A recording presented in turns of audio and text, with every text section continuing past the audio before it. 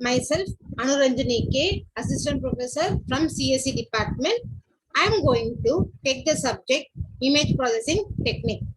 And the topic I am going to take now is image compression using Huffman coding. So we are going to see what image compression means. Image compression means it is a method where we are going to reduce or compress the image or data in order to decrease the data storage. Second one, it is also can be called as technique, which is used to reduce the data, but also at the same time, the quality of the image is not reduced. And the goal of the image compression is to maintain the same quality level even after compression, that too in a more solid form. So this is what image compression means. So why the image must be compressed? As we know, nowadays, large requirement of storage data has been used by multimedias. So to reduce the requirement of large storage devices, we are going to use the image compression techniques, because the video or image files which are high quality are considered to have a large amount of data occupied in the data storage. So when we are going to use image compression, if the quality also cannot be reduced, and the same way using image compression, we need not take large storage requirement also for multimedia data. Aims of image compression. So first one, to reduce the data storage. That is the main aim of the image compression, and also we need to maintain the visual quality of the data same even after the compression. And second one is to increase the speed while transmitting our media data in any means of communication.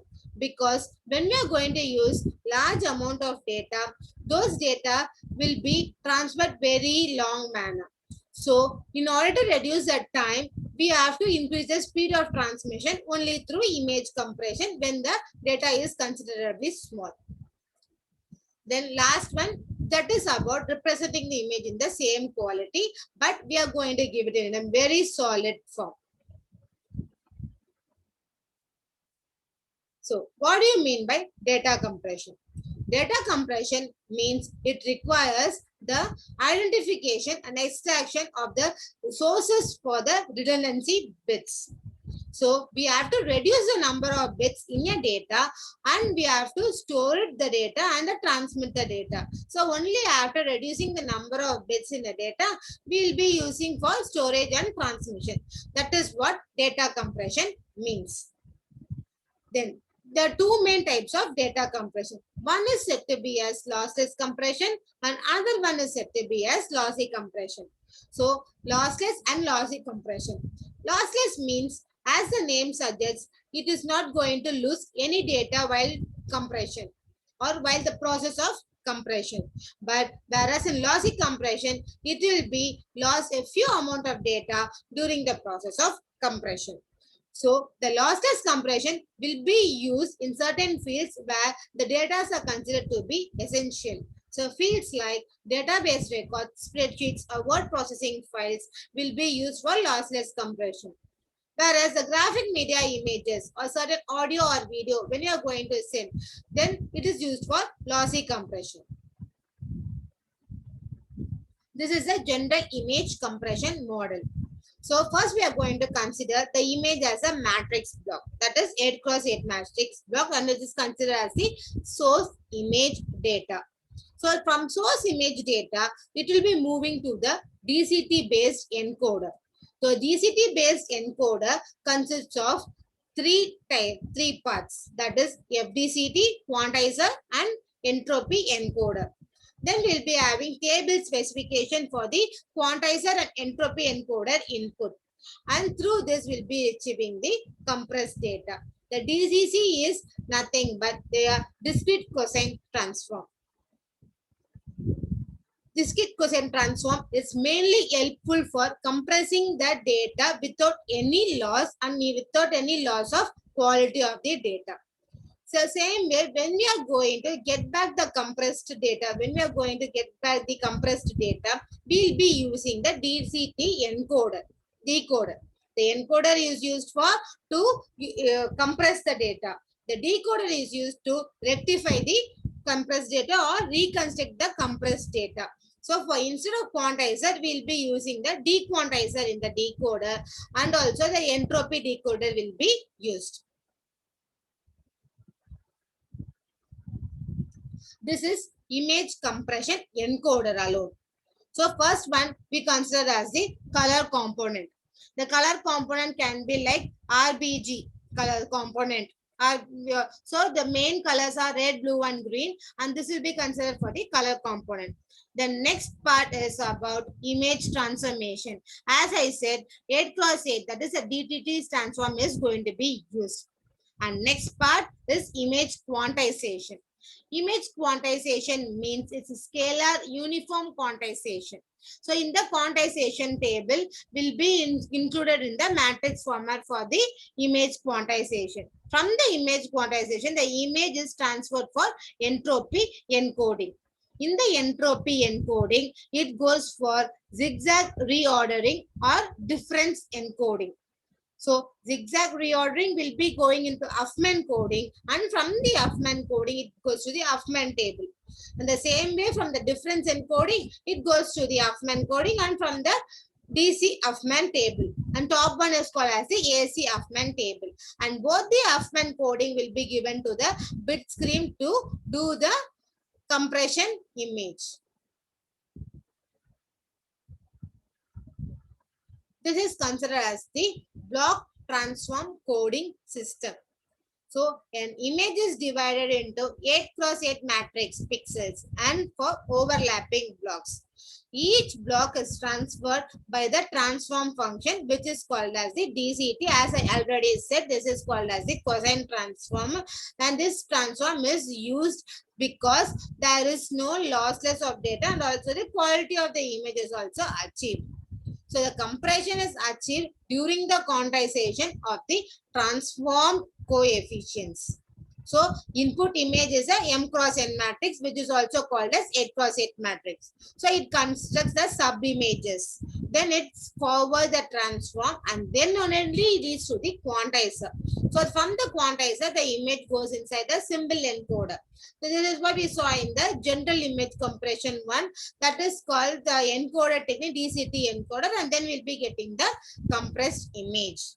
From the compressed image, it moves to the symbol decoder, and from the symbol decoder, it goes inside the inverse transform, and to the inverse transform, it goes inside the again merge one. Now first we have to construct, now we have to merge the sub images, because first when we are going to compress the image, we are going to construct it. Now the constructed bits will be put together in order to merge it to get the decompressed image. That's what the block transform coding system gives. What are different compression methods? So first one, run length encoding, RLE. Second one is arithmetic coding. Third one, Huffman coding. And fourth one is transform coding. So what do you mean by run length coding? Run length coding is a technique which is used to reduce the size of repeating the string of characters. The repeating string is called a run. So RLE encodes run of symbols into 2 bytes, a count and a symbol. So the RLE can compress any type of data regardless of its information content. But the content of the data to be compressed affects the compression ratio. So the compression ratio is normally measured with the ratio given in the image. This is the drawback of the RLE. So when the content of the data to be compressed affects the compression ratio, we may not achieve the compression in a very good quality. Rather than achieving in a good, because the main aim of image compression is to achieve the quality of the image the same quality of the image before the compression. When that is going to get affected, the run length coding is of not use to us because it only reduces the image and only the data storage is the advantage in run length coding. That is RLE. The repeating string is called a run, and also the RLE encodes the run of symbols into 2 bytes. Next one is Huffman coding. Huffman compression reduces the average code length used with the representation of symbols. Then it is assigned with the short length codes. So the general strategy is to allow the code length to vary from character to character and ensure the frequently occurring characters have the shorter codes. So from shorter codes, we can also achieve the data compression and also the quality of the image is not changed. Next one is arithmetic coding. Arithmetic compression is an alternative to Huffman compression because it enables the characters and represent as bit lengths. Whereas in Huffman coding, we are going to give shorter codes. So arithmetic coding works by representing a number by an interval of real numbers greater or equal to 0.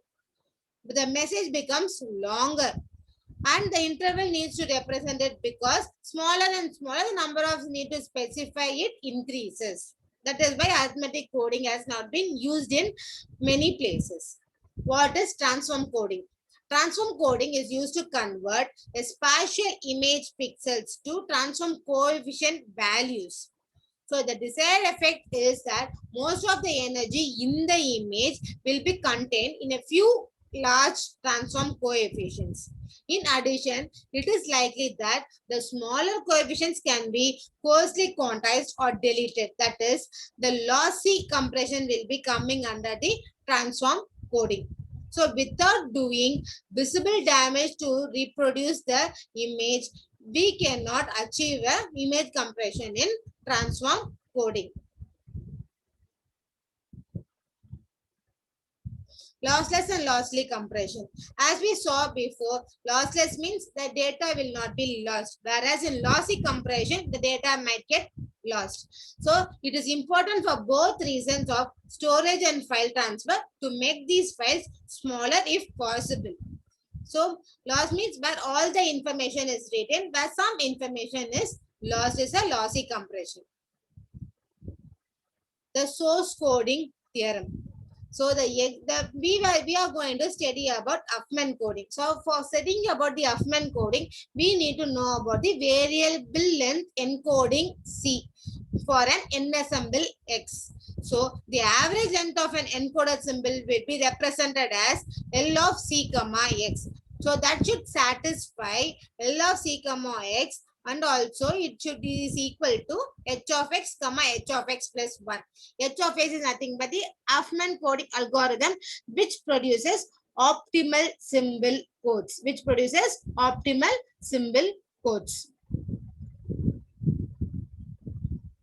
So these are the sample symbol codes that are used in Huffman coding. First one is notations. A of n.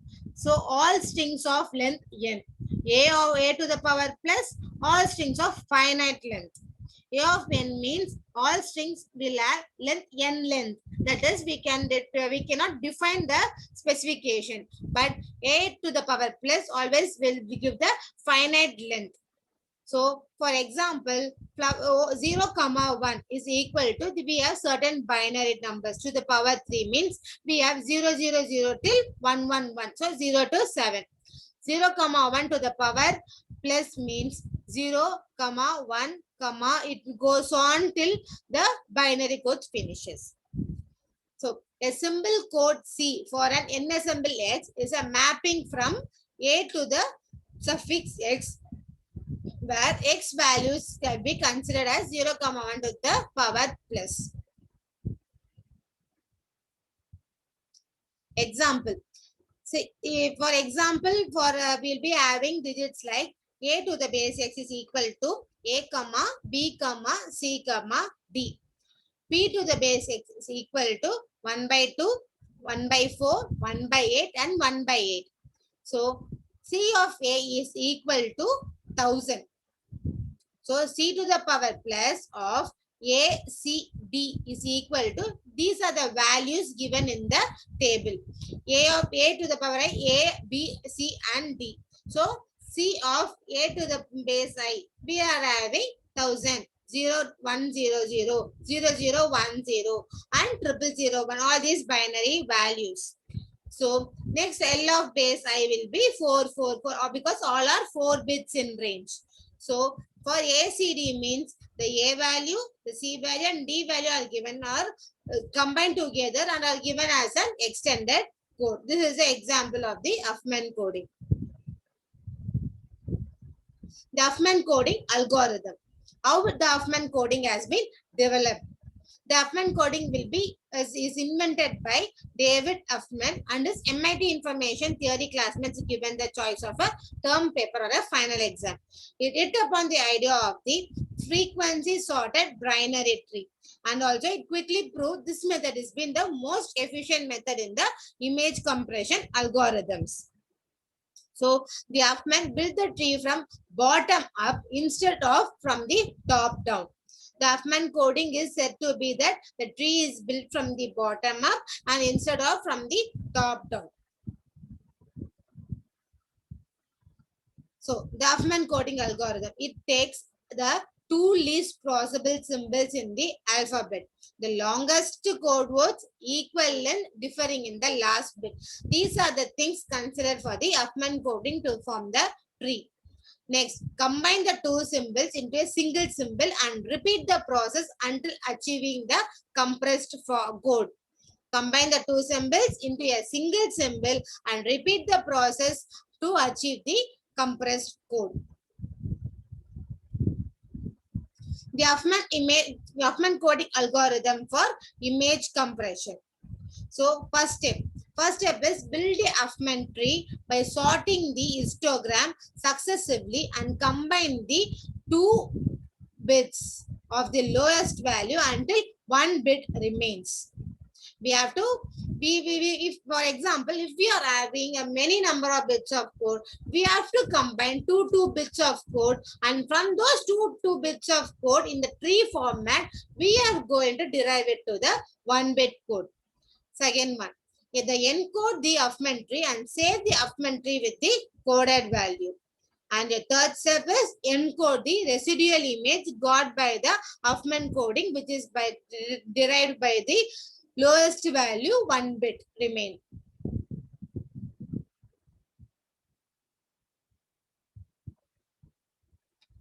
So Huffman coding.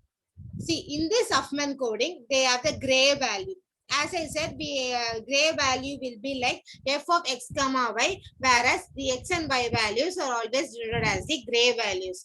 And for each gray number value, we will be having a probability value and also fixed code and variable code. This is because the Huffman coding is about the variable length coding. So the average number of bits per pixel can be calculated easily as the expected value.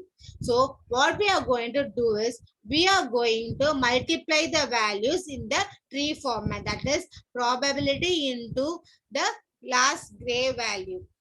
So will be having the first probability value will be matched to the down gray value 0.2 into 0.3, 0.4 into 0.1, 0.3 into 0.2, 0.1 into 0.3.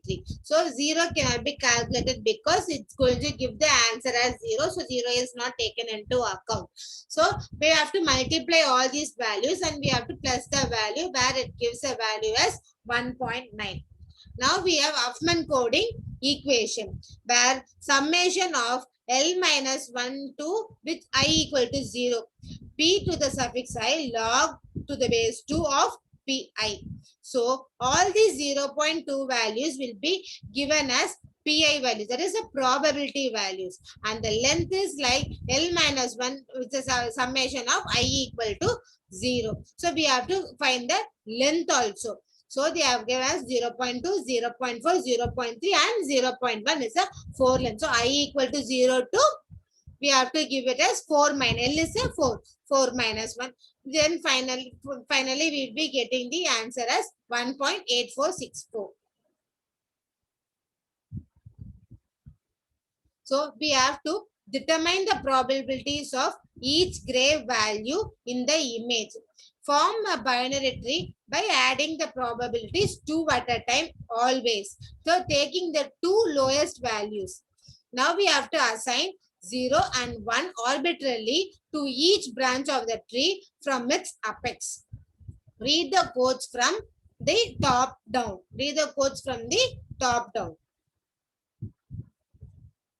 So this is the code tree.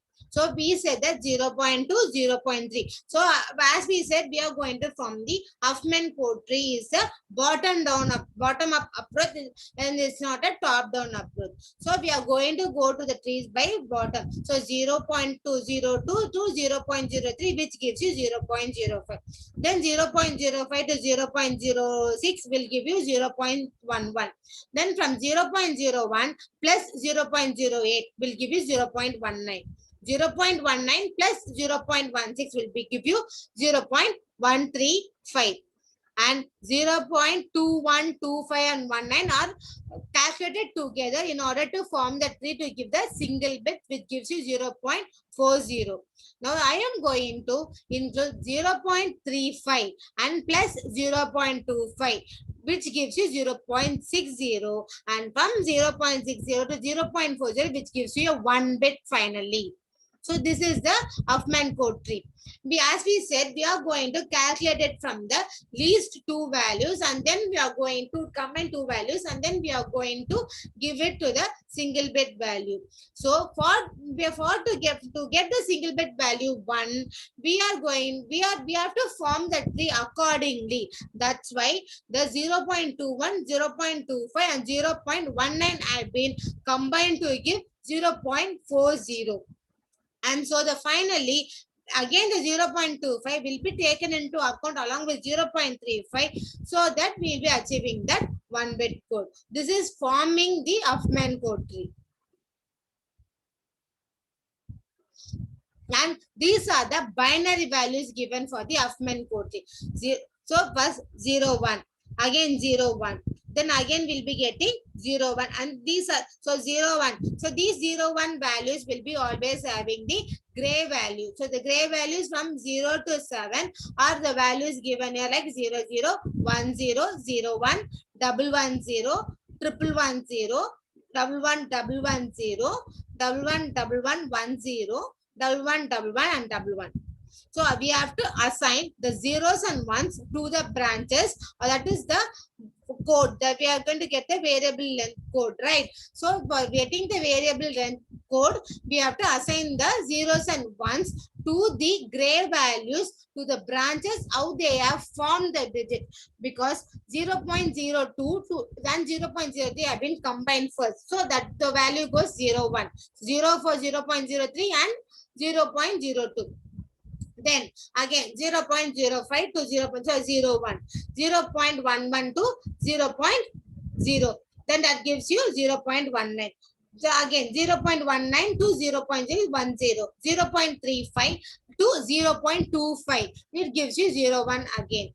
0.21 and 0.19 are added together to get 0.40. Each and every time we are combining only 2 bits alone. So the 2 bits will be taken into account, and for all those 2 bits will be having 0. So now for the gray value 0, we are having top values 0 and 0. And for 1, we are having 0, 1. Next 2, we are having 1, 1. Next for 3, we'll be having again 1, 1, 0. Next will for 4, we are having 1, 1, 0. So that's way that way we have to assign the zeros and ones to the branches in order to achieve the Huffman code tree with the gray value respective.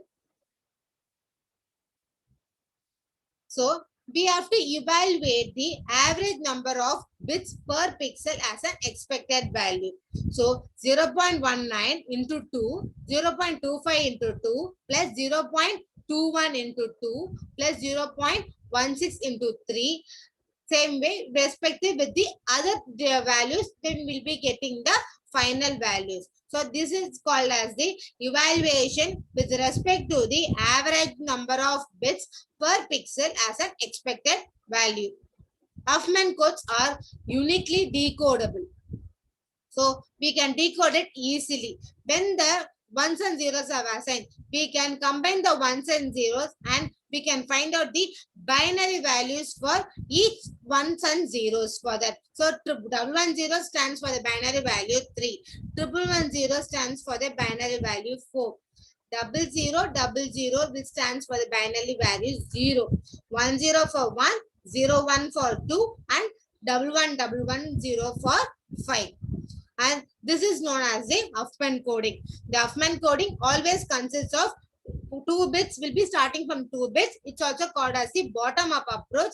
It forms 2 bits from the bottom to find to get a value. Again, it forms a 2 bits. So the lowest 2 bits will be considered, and by calculating, attaching the 2 bits of each level, it will be giving the 1 bit. And after getting the 1 bit, they have to assign the zeros and 1 binary values in order to find the grayscale values. After giving for the grayscale values, we are going to multiply the bits value per pixel with the expected value and we'll be getting a certain answer.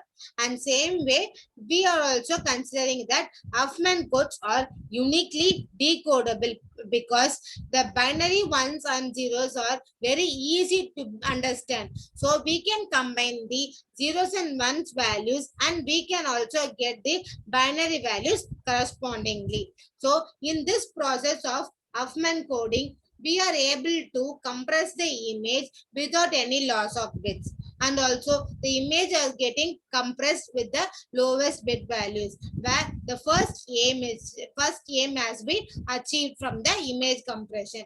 And the second one, we are going to have the speed of transmission. So once the compression has become easy, it is also easy to transform the bits in the speed. So even the second aim of image compression has been achieved.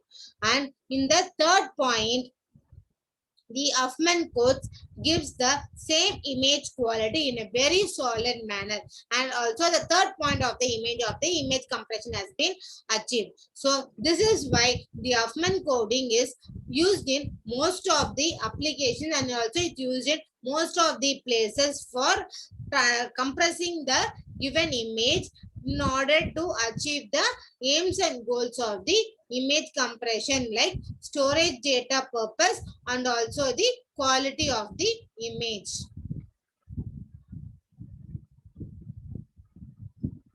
Now we have to see the disadvantages of Huffman coding. When there are so many advantages, there might be few disadvantages too.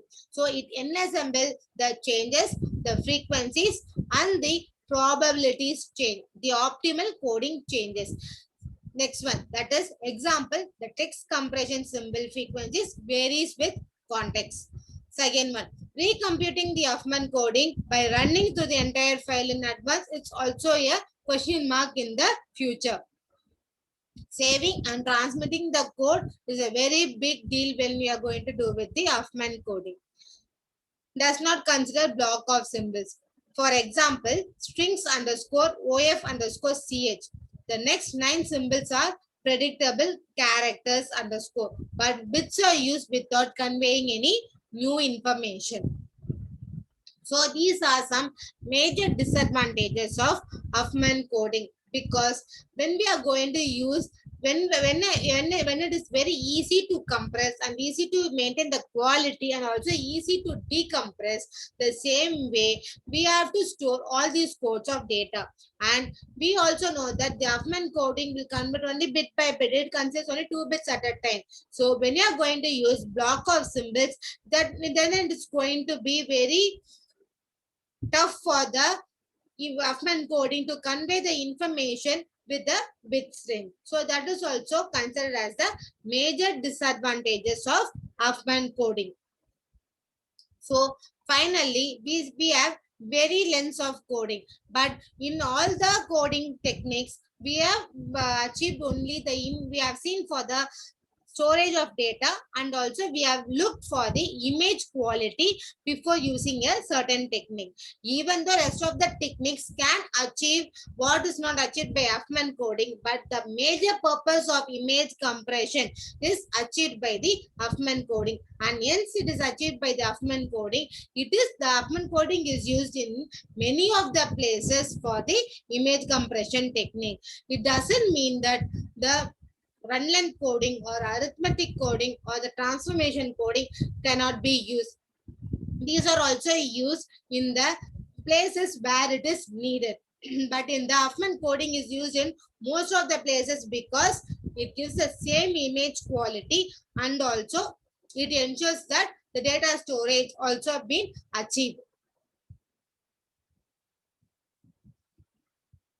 Thank you. And this is the today's topic we have covered about image compression with regards to Huffman coding.